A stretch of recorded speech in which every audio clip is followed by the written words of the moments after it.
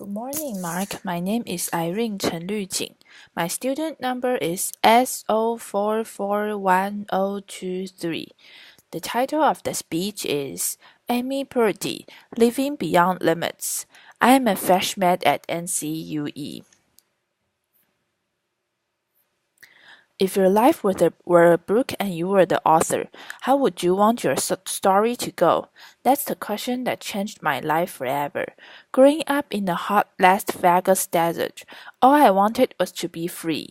I would daydream about traveling the world, living in a place where it snowed, and I would picture all of the stories that I would go on to tell.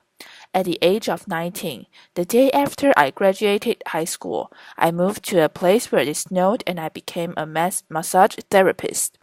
With this job, all I need were my hands and my massage table by my side and I could go anywhere. For the first time in my life, I felt free, independent, and completely in control of my life. That is, until my life took a detour. I went home from work early one day with what I thought was the flu, and less than 24 hours later, I was in the hospital on life support with less than a 2% chance of living. It wasn't until days later as I lay in a coma that the doctors diagnosed me with bacterial meningitis, a vaccine-preventable blood infection. Over the course of 2.5 months, I lost my spleen, my kidneys, the hearing in my left ear, and both of my legs below the knee. When my parents wheeled me out of the hospital, I felt like I had been pieced back together like a patchwork doll.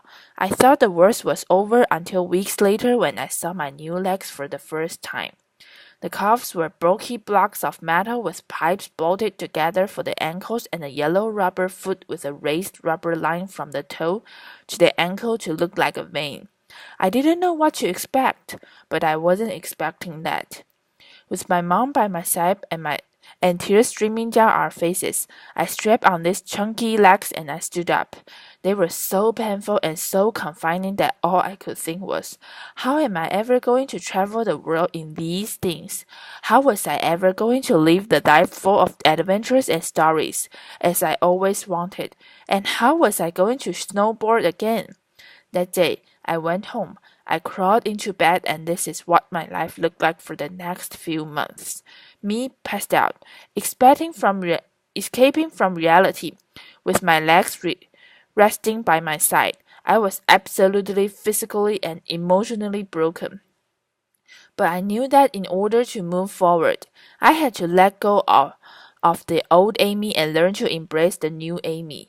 And that is what it dawned on me that I didn't have to be 5'5" anymore. I could be as tall as I wanted, or as short as I wanted, depending on who I was dating. And if I snowboarded again, my feet aren't going to get cold. And best of all, I thought, I can make my feet the size of all the shoes that are on the sales rack. And I did, so there were benefits here. It was this moment that I asked myself that life-defining question. If my life were a book and I were the author, how would I want the story to go? And I began to daydream. I daydreamed like I did as a little girl, and I imagined myself walking gracefully, helping other people through my journey and snowboarding again. And I didn't just see myself carving down a mountain of powder.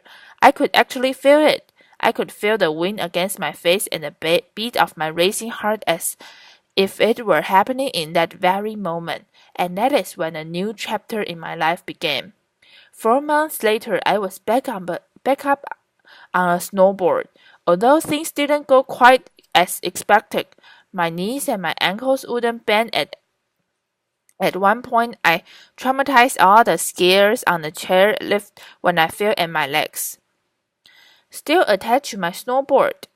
Went flying down the mountain, and I was on top of the mountain still. I was so shocked. I was just as shocked as everybody else, and I was so discouraged. But I knew that if I could find the right pair of feet that I would be able to do this again.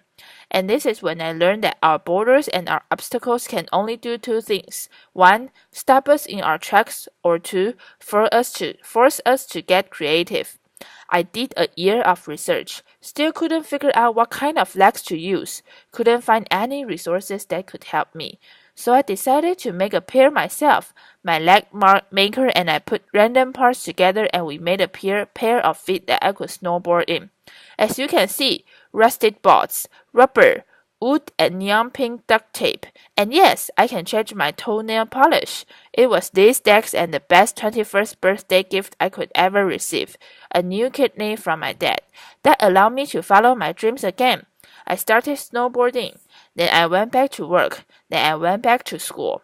Then in 2005, I co-founded a non-profit organization for youth and young adults with physical disabilities so they could get involved with action sports.